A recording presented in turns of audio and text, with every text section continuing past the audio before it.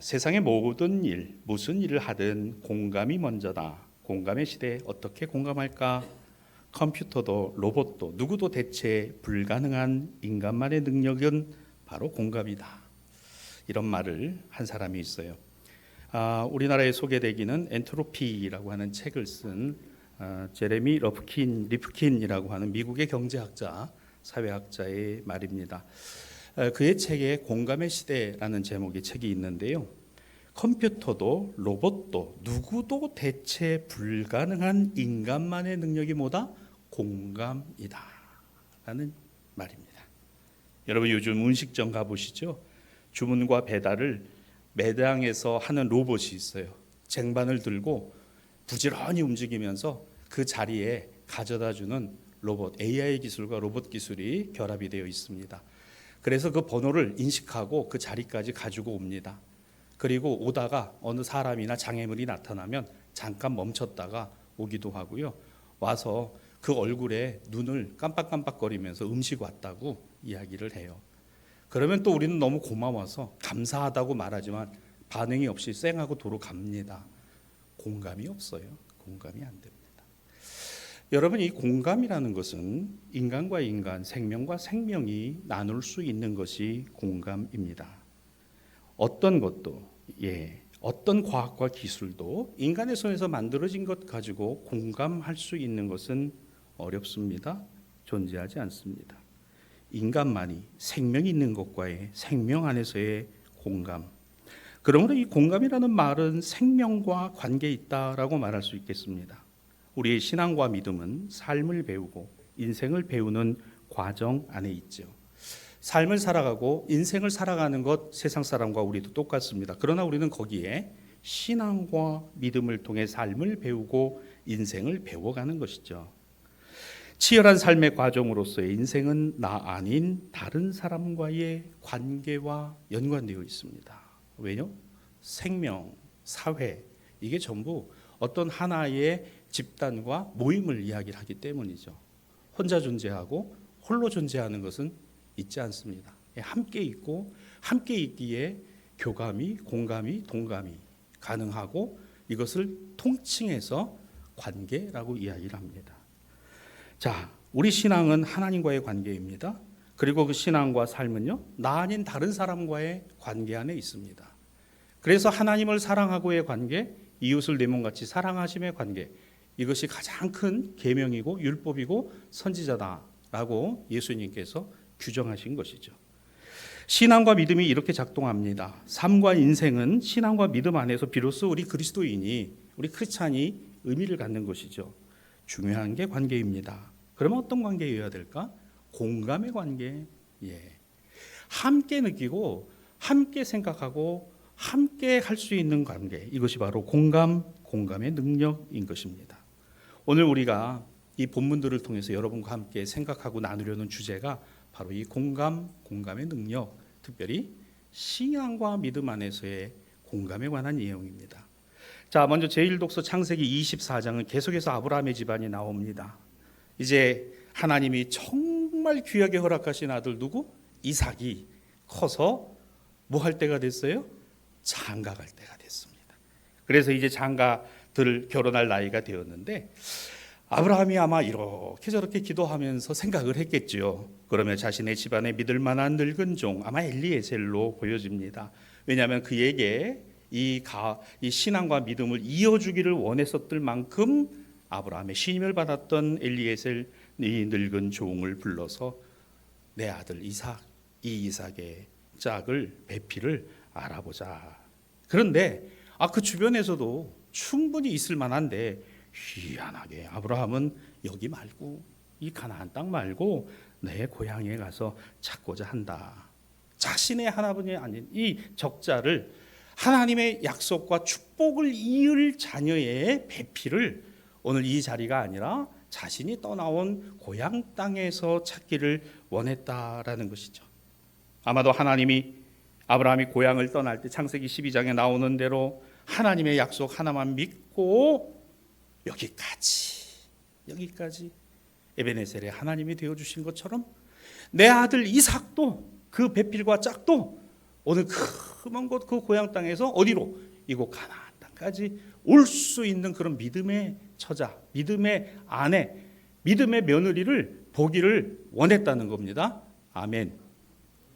제가 아멘한 거예요. 저도 며느리 둘을 봐야 되니까 아멘. 하나님 꼭 이런 며느리 주실 줄 믿습니다. 오늘 이 설교를 우리 아들들이 듣는지 모르겠습니다만은, 예. 나도 그런 신앙과 믿음으로 창세기 12장에 결단하고 하나님 약속 믿고 여기까지 왔는데, 우리 며느리 이 하나밖에 없는 외며느리, 우리 어르신들 그러더라고, 외며느리 이쁜지 모른다고. 근데 이 며느리 하나만큼은 나 같은 신앙과 믿음의 사람으로 결단하고 이 종을 따라서 올 수 있는 그런 처자를 찾아보자. 근데 이 찾아보자라는 것에 무엇이 바탕으로 있어요? 신앙과 믿음이 바탕으로 있는 거예요. 여러분, 신앙은 능력입니다. 믿음은 하나님의 역사입니다. 오늘 이것이 아브라함의 그 말 속에 새겨져 있어요. 믿음의 말을 하세요. 신앙의 언어를 사용하세요. 신앙과 믿음의 안목을 가지시기를 주님의 이름으로 축복합니다. 하나님이 여호와 이레, 하나님이 여호와의 준비하심, 하나님이 분명히 예비하고 계실 것이라는 무엇? 신앙과 믿음이. 누가? 하나님이 하실 것이라는 이 믿음이 오늘 이 말씀을 듣는 여러분의 믿음이 되기를 주님의 이름으로 축복합니다. 이 마음을 가지고 이제 이 엘리에셀 보세요. 이 늙은 종이라 그랬습니다. 이 가나안 땅, 이 헤브론에서부터 아브라함 우리 주인의 고향 하란까지는 이래 가도 800km, 1000km가 넘는 길이에요. 자동차를 타고 가도 한참을 가야 되는 길인데 낙타를 타고, 여러분 낙타가 무지하게 빠르죠? 느릿 타고 800km를 가야 돼요. 얼마나 멉니까? 마다하지 않고 이 길을 아무런 불만 없이 이 종이 나서요. 왜요? 내 주인 아브라함의 마음을 아는 거예요. 저 마음을 알기에 이 늙은 종이 그 길을 떠납니다. 창세기 24장 12절입니다. 우리 주인 아브라함의 하나님 여호와여, 원하건대 오늘 나에게 순조롭게 이 길을 떠나 그와 같이 기도의 제목대로 만나게 하여 주셔서 내 주인 아브라함에게 은혜를 베푸시옵소서. 여러분, 그 길을 떠나 이 늙은 종 엘리에셀이 나홀의 성에 도착하여 드린 기도가, 하나님 아버지, 내 주인 아브라함의 마음을 아시지요. 오늘 이곳 같이 왔는데 하나님, 여기서 저가 하나님께 기도하고 구한 대로 그와 같은 사람을 만나게 될 줄로 믿습니다. 내 마음이 주인의 마음이요, 주인의 마음을 내가 아는 거요, 그 마음을 우리 하나님이 아셔요. 이것이 신앙과 믿음의 공감인 거예요. 같은 마음인 겁니다. 같은 마음. 창세기 24장 7절 말씀입니다. 아브라함이 이 종을 보내면서 자신이 이렇게 표현하죠. 왜 내 고향 땅으로, 왜 거기로 보내는가? 그가 하나님이 그 사자를, 하나님의 사자를 사랑하는 종이요, 너보다 앞서 보내실 것이니 너가 거기서 내 아들을 위하여 아내를 택하게 될 것이다. 아브라함이 이 믿음이 있었던 거잖아요. 하나님이 먼저 선택하셔서 우리로 알게 하실 것이다. 모두가 같은 마음으로, 모두가 함께 동감하는, 공감할 수 있는 은혜를 부어주실 것이다 라는 믿음인 겁니다. 이게 아브라함의 믿음이었어요. 하나님이 예비하시고. 여러분, 아브라함의 삶은요, 여호와 이레의 삶이었어요. 그렇죠? 너는 너의 본토 친척 아버지 집을 떠나라. 어디로요? 왜요? 무엇 때문에요? 아니에요. 하나님이 하나 예비하시다. 그런데 외적인 환경이 바뀝니다. 가난이 굴고 기근이 옵니다. 애굽으로 내려갑니다. 자신의 아내를 누이라고 속이기도 합니다. 거기다가 하나님의 약속이 늦어지니까 여종을 통해서 자식을 얻고, 그래서 이스마엘을 낳게 되고 가정 분란의 씨앗이 되기도 하고, 얼마나 힘들고 어려운 그런 과정을 거치고 결국에는 이삭을 얻게 되었지만, 또 모리아 땅에 가서 우리 지난주에 본 대로 하나님이 바치라 하시는 그와 같은 상황까지 치달하고 내달아가는. 그런데 매 순간순간마다 어쩌면 하나님은 요모조모 필요한 대로 예비하시고 준비하시고 만드시고 세워주시고 알게 하시고 깨닫게 하시고 우리로 경험케 하시니 이것이 은혜입니다. 사랑하는 신앙가족 여러분, 여러분의 삶의 걸음이 어떠하든지 하나님이 예비하시고 인도하시고 준비하신다라는 믿음 위에 서 있게 되기를 주님의 이름으로 축원합니다. 그래서 그렇게 그 길을 갔어요. 그 길에 가서 우리 하나님 아버지 우리 주인 아브라함의 기도 들으시고 응답하셔서 그 아들 우리 도련님 이삭의 배필을 하나님이 예비해 주실 겁니다. 그래서 같은 마음, 신앙 안에서의 같은 마음, 공감인 것이죠. 이어지는 말씀이 있어요. 창세기 24장 48절입니다. 내 주인 아브라함의 하나님 여호와께서 나를 바른 길로 인도하사, 하나님 그 800km 넘는 길을 내가 여기까지 온 것 하나님이 인도하여 주셨던 것 믿습니다. 근데 그 여정이 쉽지 않았을 거예요. 맨날 며칠이 걸렸는지도요. 그런데 그 쉽지 않은 길을 오면서 이 종은 무슨 생각을 했을까? 우리 주인 아브라함의 기도, 아브라함의 바람을 생각했던 거죠. 여러분, 힘들 때 기도를 기억합시다. 어려울 때, 때로는 답답할 때 내가 하나님께 구한 기도를 생각해 봅시다. 그것이 또 기도가 되고 또 신앙 고백이 되고 또 그것이 오늘 나에게 주시는 은혜가 되더라는 거예요. 여러분, 기도는 나에게로 돌아오는 거예요. 누구를 위해 기도했든지 그거 나에게 돌아오는 기도더라. 이와 같이 이 종이 기도하며 그 길을 걸어갔습니다. 늙은 종의 마음이 자신을 믿고 보낸 주인의 마음과 같았어요.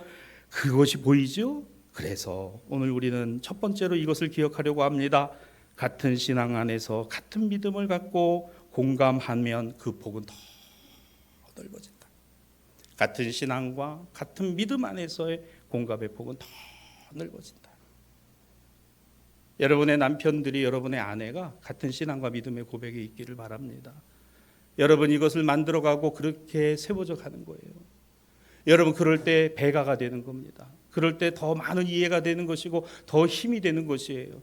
같은 기도의 제목을 갖고 같은 방향을 바라보고 같은 신앙과 믿음을 갖고 가는 것이죠. 이것처럼 귀한 것 없어요. 이것처럼 소중한 것이 없더라는 것입니다. 여러분, 이것을 신앙의 동질성이라고 해요. 교회는 신앙의 동질성으로 묶여진 것입니다. 같은 방향과 같은 목표와 같은 목적과 같은 신앙과 같은 믿음을 갖고 있는 것이에요. 사람으로 사람을 기준 세워서 사람을 따라가는 것이 아니라 그 사람 안에 역사하시는 주님, 우리 주님 예수 그리스도로 신앙하고 믿음 갖고 그 위에 세워지는 믿음이어야 된다라는 것이에요. 여러분, 이것이 복음적 교회입니다. 여전히 자신의 의의를 주장하고 자기가 하나님의 음성을 듣는다고 하고, 그리고서 뭐예요? 잘못된 길을 가잖아요. 무엇이 하나님의 음성입니까? 무엇이 하나님의 뜻입니까? 여러분, 교회가 무엇입니까? 내가 원하는 대로, 내가 생각한 대로, 하나님도 내 마음대로 재단하는 것이 인간의 마음이고 인간의 의인 것은 너가 그 선악을 알게 하는 나무를 먹게 되는 순간 너도 하나님이 되리라는 그 유혹이 지금까지도 우리에게 있다는 거예요. 오래 예수 믿었으니까, 나는 은혜 체험했으니까, 내가 이 교회 오래 다녔으니까 그래서 옳아요? 아닙니다. 그렇지 않아요. 우리에게 옳은 것은 오직 예수님 뿐입니다. 우리에게 진리는 주님 뿐인 겁니다. 우리가 뭉쳐야 되는 씨앗은 예수님이신 거지 사람이 아니에요. 왜 자꾸 자기 생각에다 갖다가 하나님의 말씀을 갖다 맞춰놓으려고 합니까? 하나님의 음성을 듣는다니. 여러분, 목사님들이 신자들하고 대화할 때 딱 답 안 하는 순간이 있어요. 하나님의 음성을 들어서 합니다. 그럼 딱 답 안 해버립니다. 얘기할 게 없잖아요. 여러분, 하나님 음성 들었다는데 뭐라 그래요? 뭐라 그럴 겁니까? 말 안 하는 거예요. 정말 그렇습니까? 여러분, 교회는 신앙과 믿음의 공동체, 같은 신앙과 같은 믿음으로 그럴 때 이 공감의 폭이 넓어지는 거예요. 무엇이 같은 신앙이요? 예수 그리스도를 고백하는 같은 신앙이요. 무엇이 같은 믿음입니까? 하나님의 역사하심을 바라보는 믿음인 겁니다. 이것이 공감인 거예요. 이것이 공동체인 겁니다. 공감해야 공동체인 겁니다.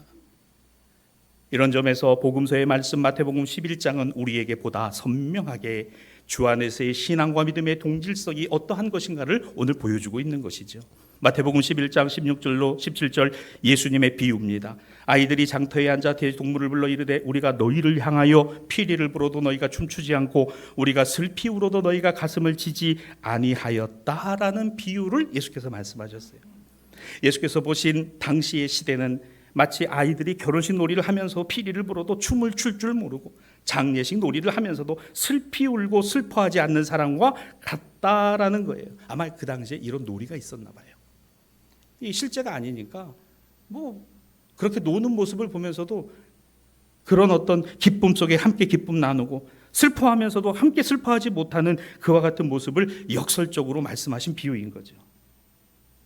공감 능력이 상실된 겁니다. 공감하지 않는 거죠.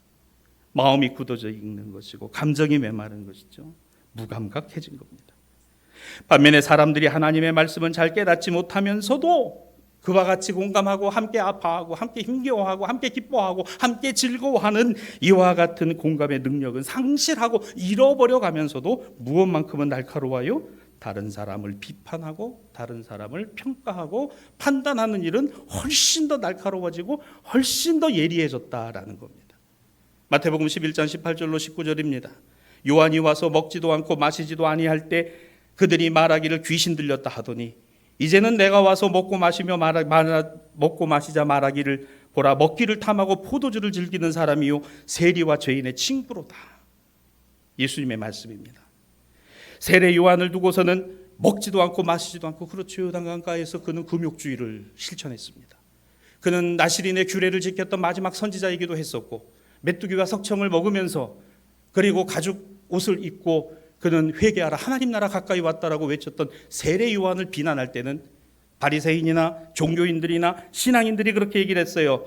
저는 먹지도 않고 마시지도 않고 저렇게 들판에서 귀신 들린 사람처럼 살아간다라고 비난하고 비판했던 사람들이 이제는 예수께서 이 땅에 오셔서 세리와 죄인들과 함께 하시고 어울리고 하나님 나라 복음을 전하시고 회개의 기회를 주시고 함께하는 모습을 보면서는 참 저렇게 먹고 마시고 즐거워하는 저 모습 보니까 저는 세리와 죄인의 친구니까 저건 죄인이야 라고 평가하는 이야기예요.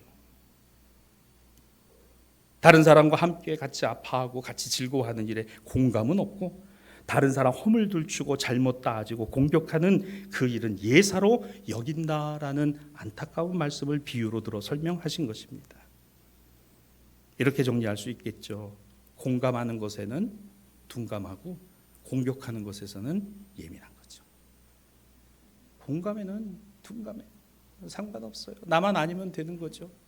그때 공격하고 그냥 흠집내고 어떻게 하든지 끄집어내리고 그러는 일에는 예민하고 민감한 시대, 바로 예수님의 시대. 여러분, 우리가 사는 지금의 시대가 다를까요? 사람이 다르지 않은데 시대가 달라졌다고 다르겠습니까? 세상 나가보세요. 누가 나를 도와줍니까? 누가 나를 격려합니까? 누가 나에게 힘이 돼줍니까? 누가 나에게 용기를 주든가요? 아닙니다. 조그만 빈틈이라도 보이면 끄집어내리고 흠집내고 상처내고 짓밟고 그리고 자기가 올라가려고 하는 것이 세상의 이치고 세상의 법도지요. 그렇게 살아가는 게 지혜로운 것이고 그렇게 살아가는 게 똑똑한 것이고 그렇게 살아가는 것이 맞다라고 생각하는 것이 진리인 것처럼 받아들여지는 겁니다. 우리가 아이들을 기를 때도 그렇잖아요. 요즘은 좀 그런 게 많이 없습니다만은 너 나가서 한 대 맞지만 너 한 대 맞으면 두 대 때리고 와 그냥 이러고 그러잖아요. 알고 보니까 여기 권사님이요. 왜 그렇게 하냐 그랬더니 새벽마다 기도하고 있대. 머리가 될지언정 꼬리가 되지 않게 해 주시옵소서. 머리가 될지언정 꼬리는 왜요? 꼬리는 여러분 장어는 꼬리요. 예? 왜요? 아니 내 자녀가 잘 되기를 원하면 상대방의 자녀도 잘 되기를 원해야 되는 거 아닙니까? 그래야 되잖아요. 자 다시요. 기도는 나에게 돌아온다 그랬어요. 나의 기도가 있어요. 나의 소원이 있어요. 나의 자녀를 향한 간절함의 축복이 있어요. 그와 동시에 다른 사람도 다른 사람의 자녀도 그도 축복하면 그게 나에게 돌아오는 기도가 되더라는 거예요. 나에게 돌아오는 기도. 이게 공감이잖아요.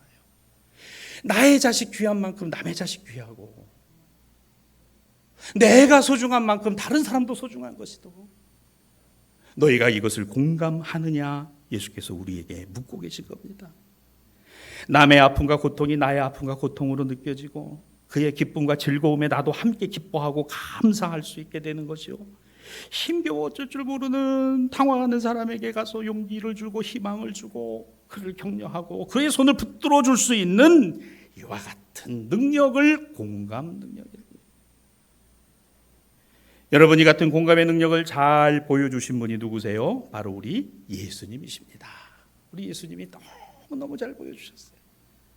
자, 오늘 보면 마태복음 11장 28절 우리 다 같이 읽어보죠. 시작. 수고하고 무거운 짐진 자들아 다 내게로 오라. 내가 너희를 쉬게 하리라. 아멘. 수고하고 무거운 짐진 자들아.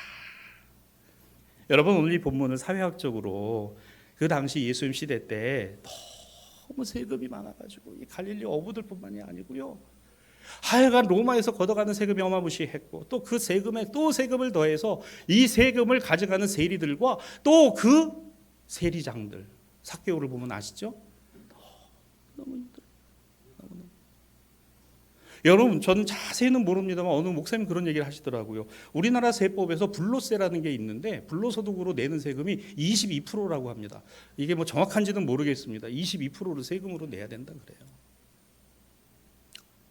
근데 또 옛날에 또 이런 얘기도 있어요. 지금은 잘 모르겠습니다. 뭐 간접세라는 게 있더라고요. 급행료라는 거. 내가 내야 되는 세금만이 아니라 어떤 일을 잘 풀게 하기 위해서는 또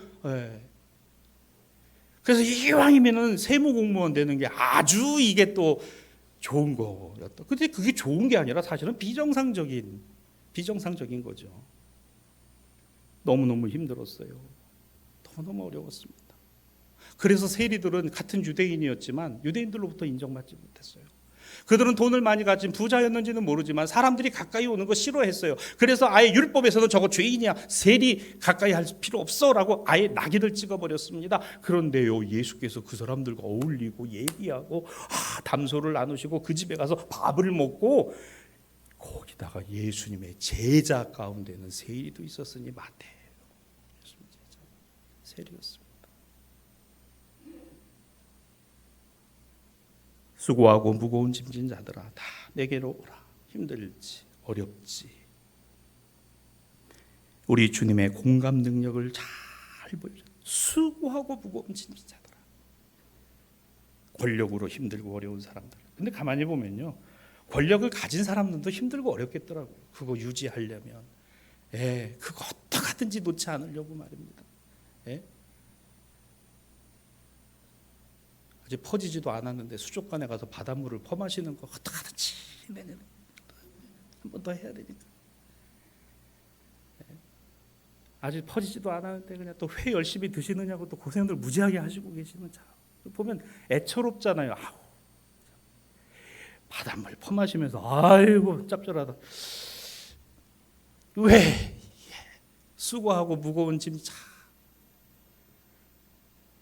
여러분, 우리가 쥐고 우리가 움켜쥐고 살아가는 것만이 너무 익숙하다 보니까 수고하고 무거운 짐이라는 것 이거 생각 안 하고 사는데 예수님의 말씀이 우리의 뇌리를 딱 와서 때리는 게 너 움켜쥐고 있으니 얼마나 힘드냐.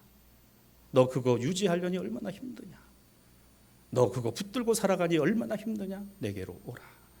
내가 너희를 쉬게 하리라. 이거 능력 없으면 이런 말씀을 하시겠어요? 이런 능력이 없으신 사람이 누가 이런 이야기를 할 수가 있겠습니까? 우리 예수님밖에 없더라는 거예요. 우리 주님밖에 없다는 거예요. 사랑하는 대사의 신앙가족 여러분, 힘들 때, 어려울 때, 답답할 때, 너무너무 안타까울 때 주님의 이름을 부르십시오. 주님, 예수님, 나를 불쌍히 여겨 주시옵소서.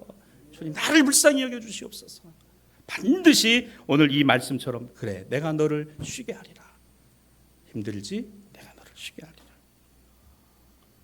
여러분, 우리가 이와 같은 공감이 우리 안에 일어나야 합니다. 그러나 다른 사람에 대하여 공감하기보다는 그와 같은 것에 공격하려고 하는, 공감하는 마음보다 공격자로서의 마음이 우리에게 더 많이 있는 것은 아니었는지, 그 일이 나의 일이 아니니까 나하고는 상관없는 것이라고 생각한 것은 아닌지, 내 일이 아니기 때문에 나하고는 상관없는 것이니까 내가 관심 가질 일이 아니라고 하는 것인지, 여기에 우리 스스로를 걸거매고 살아가고 있는 수고하고 무거운 짐을 지고 있으면서도 그것이 짐인 줄 모르고 살아가는 우리 인생을 향하여 주님이 말씀하시는 수고하고 무거운 짐진 자들아 다 내게로 오라. 내가 너희를 쉬게 하리라. 주님, 접니다. 그게 접니다. 주님, 그게 우리 가정입니다. 주님, 우리 자녀들이 이 말씀을 가슴에 새겨서 일평생 살아가며 오직 주님만을 바라볼 수 있게 해 주옵소서. 저와 여러분의 기도가 되기를 주님의 이름으로 축복합니다. 그러므로 우리는 오늘 여기에서 두 번째로 꼭 기억할 말씀은 이겁니다. 예수님과 같은 공감 능력을 가질 수 있게 하옵소서. 우리 주님과 같은 공감 능력을 가질 수 있도록 하옵소서. 어떻게 해야 돼요? 훈련돼야 돼요. 우리는 훈련해야 됩니다. 어떤 훈련을 해야 됩니까? 마태복음 11장 29절입니다. 나는 마음이 온유하고 겸손하니 나의 멍에를 메고 내게 배우라. 다 같이 따라합시다. 나는 마음이 온유하고 겸손하니 나의 멍에를 메고 내게 배우라. 어떻게 해요? 내게 배우라. 주님께 배워야 되겠구나. 주님으로 훈련해야 되는 것이구나. 우리 주님이 하신 것처럼 해야 되는 거구나. 우리는 그렇게 훈련해야 되는 거예요. 의식적으로, 의도적으로라도. 그냥 속상하게 그냥 분노가 나오려고 해도 우리 주님이라면 어떻게 하셨을까? 우리 주님이시라면 어떻게 했을까? 나는 마음이 온유하고 겸손하니. 우리는 여기에 해당되지 않아요. 우리 마음이 별로 온유하지 않아요. 겸손하지 않아요. 그저 그냥 있으면 높은 자리 높아진 거 그게 다라고 생각하지. 우리 겸손하지 않아요. 우리 온유하지 않습니다. 항상 내 중심이고 내 입장에서 보는 것뿐이지 우리가 무슨 온유하고 우리가 겸손합니까? 근데 예수님은 온유하고 겸손하다 하셨어요. 내게 배우라. 이게 훈련입니다. 사랑하는 여러분, 오늘 이 예배가 훈련입니다. 기도가 훈련이고요, 소그룹이 훈련이고요, 큐티가 훈련이고요, 성경 독서가 훈련이고요, 신앙 서적을 읽는 것도 훈련이고요, 모임의 훈련이고요, 회의가 훈련이고요, 세상에 나아가서 이웃과 교제하며 살아가는 것도 훈련이고요. 모든 것이 훈련이 이유가 있어요. 내가 너와 항상 함께 있을 것이다. 그러니까 주님으로 훈련하는 거잖아요. 주님으로 훈련. 이것이 바로 관계입니다. 내가 훈련하고 너도 훈련하고 우리가 훈련하고 바로 예수님과 같은 공감 능력을 갖는 훈련. 오늘 이것이 바로 예배요, 기도요, 소그룹이요, 큐티요, 신앙 독서요, 그리고 모임이요, 회의요. 근데 이게 어때요, 여러분? 쉽지 않아요. 굳이 신앙생활하면서 무슨 훈련 받을 필요가 있을까? 여러분, 하는 것과 안 하는 거는요 차이가 있습니다. 물론 예배 기도에 잘 참석하고 말씀 듣는 것도 꼭 필요한 훈련이다라고 생각하지 않는 분들도 있을 수 있어요. 하지만 끊임없이 우리에게 반복되어야 우리 몸에 익어요. 그게 우리 인간의 본성입니다. 안 그러면 잊어버려요, 여러분. 요즘은 저희 어머님도 잘 잊어버리세요. 며느리 생일도 잊어버리실 때 있고요. 어떤 때는 아들 생일도 있고 전화도 안 하셔서 어머니, 예, 이렇게 어떻게 별일 없고, 네, 오늘 미역국 먹었어요. 달력에다 갖다 써놓고 달력에다 갖다 표시해놓고 있으면 뭐 하세요? 잊어버려요. 당신이 낳은 아들도 잊어버리시는데 여러분, 우리의 기업과 우리의 생각 위에다 신앙을 세워요? 믿음을 세워요? 무너지는 거예요. 그러니까 절대 안 됩니다. 절대. 군대를 생각해 보십시오. 군대 가면요 새로운 걸 아닙니다. 기본을 주고요 계속해서 반복을 합니다. 걷는 것, 돌아서는 것, 멈추는 법, 가는 법, 밥 먹는 법, 총 잡는 법 전부 가르쳐주고 계속 반복해. 이걸 뭐라 그래요? 훈련이라고 합니다. 훈련을 해요. 왜 훈련을 하죠? 몸에 익어야 되는 거예요. 몸에 익어야 되는 거예요. 그래야 갑자기 있을 때 자동적으로 움직여지는 겁니다. 훈련 안 하고 여러분 맨날 그냥 내 몸 안에서 휴대폰이나 보고 앉아, 그거 엄마 나 배고파, 엄마 나 돈 좀 보내줘, 이러고 있는 이런 군대가 이게 무슨 군대요? 라고 이야기를 하면 또 싫어하실 분들도 있겠으나 훈련을 해야 될 거 아닙니까? 훈련을. 저희 작은 아들 녀석이 이제 군대를 가야 되는데요, 걱정이 아주, 최근에 언론 보도를 보면서는 군대가 형이 갔던 군대의 시대가 아닌 거예요. 이제는 코로나 때 그냥 어떻게 그래서 이렇게 왔는데 이제는 이게 분위기가 그냥 여차하면 지금 총 쏴야 되는 상황까지도 하니까 그냥 두려움에 떨고 앉았어요. 두려움에 떨고. 괜찮아요. 가면 훈련. 사랑하는 신앙아주 여러분, 훈련해야 됩니다. 예배가 훈련돼야 되고, 기도가 훈련이 돼야 되고, 큐티가 훈련돼야죠. 새벽 기도가 훈련돼야 되는 겁니다. 왜 안 합니까? 자신 있으세요? 마귀가 우는 사자와 같이 돌아다니면서 삼킬자를 잡는데 자신 있습니까? 대적할 수 있습니까? 내 스스로가 하나님의 말씀 안에서 그리스도를 정말 붙들고 갈 수 있는 자신감이 있으세요? 훈련하십시오. 훈련해야 됩니다. 그래야 군인이 돼요. 그래야 영적 군사가 되는 거예요.